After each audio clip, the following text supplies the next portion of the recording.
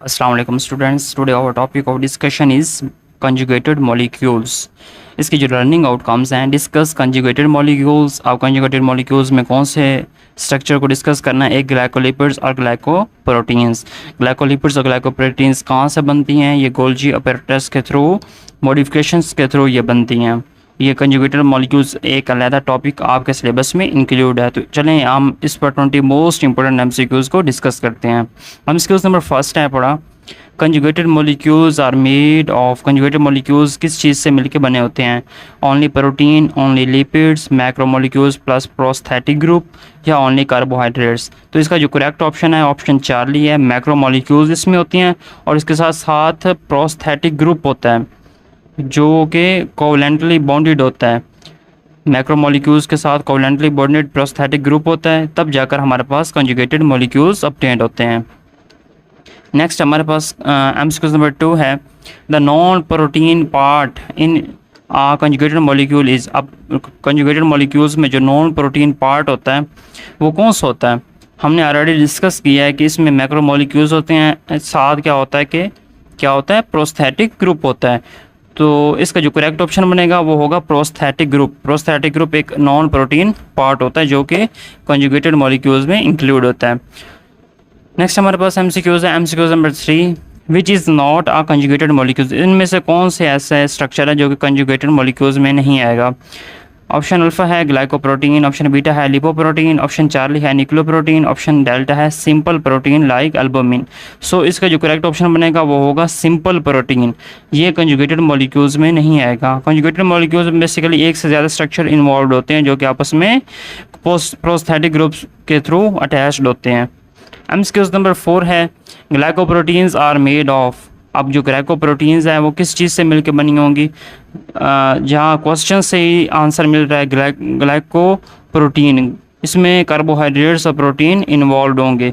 सो इसका जो correct option बनेगा वो होगा option beta, protein plus carbohydrates. MCQs number 5 है, main function of glycoprotein in cell membrane is. अब जो ग्लाइकोप्रोटीन है उसका सेल मेम्ब्रेन में मेन फंक्शन क्या होता है? एनर्जी स्टोरेज का ऑप्शन बीटा है, सेल रिकॉग्नाइजेशन और सेल एडहेंशन का ऑप्शन चार्ली है, कैटालाइसिस का ऑप्शन डेल्टा है, स्ट्रक्चर सपोर्ट ओनली। सो इसका जो करेक्ट ऑप्शन बनेगा वो होगा option beta, cell recognition and cell एडहेंशन। ये सेल को रिकॉग्नाइज करवाता है और साथ क्या करता है? सेल को दूसरे जो सब्सटेंसेस होते हैं उनके साथ जोड़ता है। ये हमारे जो है ग्लाइकोप्रोटीन का फंक्शन होता है।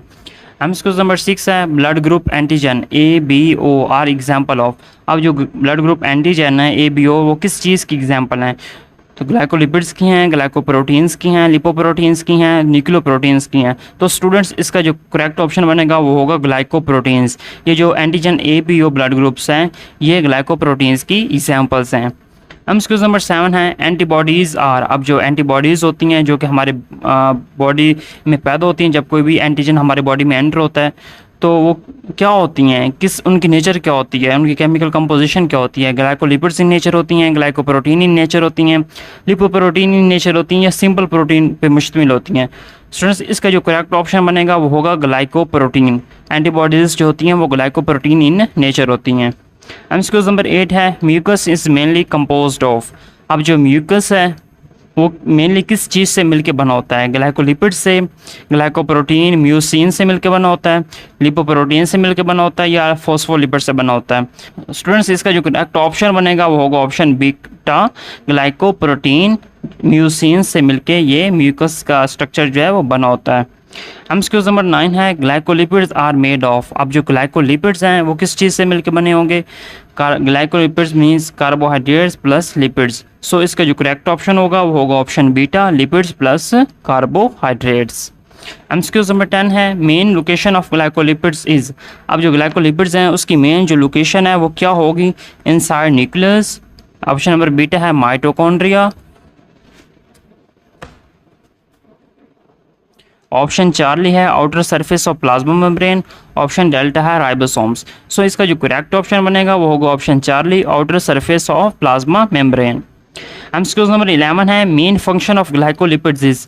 अब जो ग्लाइकोलिपिड्स हैं उसका मेन फंक्शन क्या होता है? एनर्जी स्टोरेज का, एंजाइम्स एक्टिविटी का, cell recognition and receptor sites का, एंड डीएनए पैकेजिंग का। सो इसका जो करेक्ट ऑप्शन होगा वो होगा option Charlie, cell recognition and receptor sites. Almost glycolipids और ग्लाइकोप्रोटीन्स जो होती हैं वो same type of functions perform कर रही होती हैं। ये सेल मेम्ब्रेन के ऊपर प्रेजेंट होती हैं और सेल रिकॉग्निशन में हेल्प करती हैं। एमसीक्यूज नंबर 12 है gangliosides and cerebrosides are example of. अब जो गैंग्लियोसाइड्स हैं या सेरिब्रोसाइड्स हैं जो कि न्यूरॉन्स एक स्ट्रक्चर बनाता है, वो किस चीज़ की एग्जांपल हैं? ग्लाइकोप्रोटीन्स की हैं, ग्लाइकोलिपिड्स की हैं, लिपोप्रोटीन्स की हैं या न्यूक्लियोप्रोटीन्स की हैं। तो स्टूडेंट्स इसका जो करेक्ट ऑप्शन बनेगा वो होगा ऑप्शन बीटा, ग्लाइकोलिपिड्स। ये गैंग्लियोसाइड्स और सेरिब्रोसाइड्स जो होती हैं वो ग्लाइकोलिपिड्स इन नेचर होती हैं। एमसीक्यूज नंबर 13 है की difference between glycoproteins and glycolipids. अब इन दोनों में बेसिकली फ़र्क क्या आता है? ग्लाइकोप्रोटीन ग्लाइकोलिपिड्स का फंक्शन तो ऑलमोस्ट सेम है, नियरली अबाउट सेम है, लेकिन इनमें डिफरेंस क्या है? बेसिकली टाइप ऑफ बॉन्ड्स का डिफरेंस है, लोकेशन का डिफरेंस है, नॉन कार्बोहाइड्रेट पार्ट्स जैसे कि प्रोटीन वर्सेस लिपिड्स इसका डिफरेंस है, या फंक्शन का डिफरेंस है। तो हम ऑलरेडी डिस्कस कर चुके हैं, इनकी लोकेशन भी सेम होती है, टाइप ऑफ बॉन्ड्स भी ऑलमोस्ट सेम होते हैं, फंक्शंस भी इनका सेम होता है, लेकिन जो डिफरेंस बेसिकली जो पड़ता है वो होगा नॉन कार्बोहाइड्रेट पार्ट का। जो नॉन कार्बोहाइड्रेट पार्ट इनके साथ अटैच होगा या तो प्रोटीन होगा या लिपिड्स होगा। ग्लाइकोप्रोटीन में प्रोटीन होगा, ग्लाइकोलिपिड्स में लिपिड्स होगा। सो इसका जो करेक्ट ऑप्शन बनेगा वो होगा ऑप्शन चार्ली। एमसीक्यूज नंबर 14 है which molecule form the glycocalyx. कौन सा ऐसा स्ट्रक्चर है जो कि ग्लाइकोकैलिक्स का स्ट्रक्चर बना रहा होता है? ऑप्शन अल्फा है ओनली ग्लाइकोप्रोटीन्स बना रही होती हैं, ऑप्शन बीटा है ग्लाइकोलिपिड्स बना रहे होते हैं, ऑप्शन चार्ली है बोथ इन्वॉल्व होते हैं, ग्लाइकोप्रोटीन्स भी और ग्लाइकोलिपिड्स भी, और ऑप्शन डेल्टा है सिर्फ फॉस्फोलिपिड्स इन्वॉल्व होते हैं।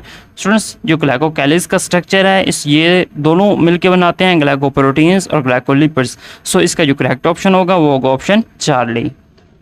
एमसीक्यूज नंबर 15 है टे-सैक्स डिजीज़। बहुत ही मशहूर एमसीक्यूज है, कई दफ़ा पूछा गया है। इस due to defect in break down of. अब ये जो डिजीज़ है ये ब्रेन में पैदा होती है, इसमें क्या रीज़न होती है, इसमें क्या डिफेक्ट होता है, इसमें क्या कोई कौन सी ऐसी चीज़ है जिसकी ब्रेक डाउन नहीं होती, जिसका एंजाइम प्रेजेंट नहीं होता, जिसकी वजह से ये टे-सैक्स जो है वो डिजीज़ हो जाती है आदमी को? ऑप्शन अल्फा है ग्लाइकोप्रोटीन्स जो है वो ब्रेक डाउन नहीं होती, ऑप्शन बीटा है लिपोप्रोटीन जो है वो ब्रेक डाउन नहीं होती, ऑप्शन चार्ली है ग्लाइकोलिपिड्स और गैंग्लियोसाइड जो है वो ब्रेक डाउन नहीं होती, ऑप्शन डेल्टा है न्यूक्लियोप्रोटीन्स जो है वो ब्रेक डाउन नहीं होती। स्टूडेंट्स इसमें बेसिकली लिपिड्स की जो है वो ब्रेक डाउन पॉसिबल नहीं हो पाती, उसका इंजाइम्स इन्वॉल्व नहीं होता, वो प्रेजेंट ही नहीं होता बॉडी में, जिसकी वजह से ये डिजीज़ हो जाती है। सो इसका जो करेक्ट ऑप्शन बनेगा वो होगा ऑप्शन चार्ली, ग्लाइकोलिपिड्स गैंग्लियोसाइड्स जो है वो स्ट्रक्चर ब्रेक डाउन नहीं हो पाता, जिसकी वजह से टे-सैक्स डिजीज़ हो जाती है। एमसीक्यूज नंबर 16 है lipoproteins are conjugated molecules of. अब जो लिपोप्रोटीन्स हैं वो कंजुगेटेड मॉलिक्यूल्स किस चीज़ के हैं? प्रोटीन और कार्बोहाइड्रेट्स के, प्रोटीन और लिपिड्स के, लिपिड्स प्लस कार्बोहाइड्रेट्स के, डीएनए प्लस प्रोटीन के। अब लिपोप्रोटीन्स जो हैं बेसिकली लिपिड्स और प्रोटीन के कंजुगेटेड मॉलिक्यूल स्ट्रक्चर्स हैं। सो इसका जो करेक्ट ऑप्शन होगा वो होगा ऑप्शन बीटा। एमसीक्यूज नंबर 17 है न्यूक्लियोप्रोटीन्स आर। अब जो न्यूक्लियोप्रोटीन्स हैं वो किस चीज़ का कंजुगेटेड मॉलिक्यूलर स्ट्रक्चर है? प्रोटीन कार्बोहाइड्रेट्स के, प्रोटीन लिपिड्स के, प्रोटीन न्यूक्लिक एसिड के और लिपिड या कार्बोहाइड्रेट्स के। सो इसका जो करेक्ट ऑप्शन बनेगा वो होगा न्यूक्लियो मीन्स न्यूक्लिक एसिड और प्रोटीन्स मीन प्रोटीन। सो इसका जो करेक्ट ऑप्शन बनेगा वो होगा option Charlie, protein plus nucleic acid. MCQs number 18 है carbohydrate part in conjugated molecule is always on. अब जो कार्बोहाइड्रेट पार्ट होगा कंजुगेटेड मॉलिक्यूल्स के अंदर वो हमेशा किस चीज़ पे होगा? इन साइटोमेम्ब्रेन पे प्रेजेंट होगा, इन साइटोप्लाज्म पे प्रेजेंट होगा, outer surface of the cell membrane present होगा या न्यूक्लियस में प्रेजेंट होगा। हम इसको ऑलरेडी डिस्कस कर चुके हैं कि जो कार्बोहाइड्रेट पार्ट होता है कंजुगेटेड मॉलिक्यूल्स का वो हमेशा सेल मेम्ब्रेन की आउटर सरफेस पे प्रेजेंट होता है। सो इसका जो करेक्ट ऑप्शन बनेगा वो होगा ऑप्शन चार्ली। एमसीक्यूज नंबर 19 है which is important for immune response. ऐसा कौन सा स्ट्रक्चर है जो कि इम्यून रिस्पॉन्स के लिए इंपॉर्टेंट होता है? ऑप्शन अल्फा है ग्लाइकोलिपिड्स, ऑप्शन बीटा है ग्लाइकोप्रोटीन्स, ऑप्शन चार्ली है ट्राइग्लिसराइड्स, ऑप्शन डेल्टा है स्टीरॉइड्स। तो इसमें कौन सा स्ट्रक्चर है जो कि इम्यून रिस्पॉन्स के लिए इंपॉर्टेंट होगा? सो इसका जो करेक्ट ऑप्शन बनेगा वो होगा ऑप्शन बीटा ग्लाइकोप्रोटीन्स।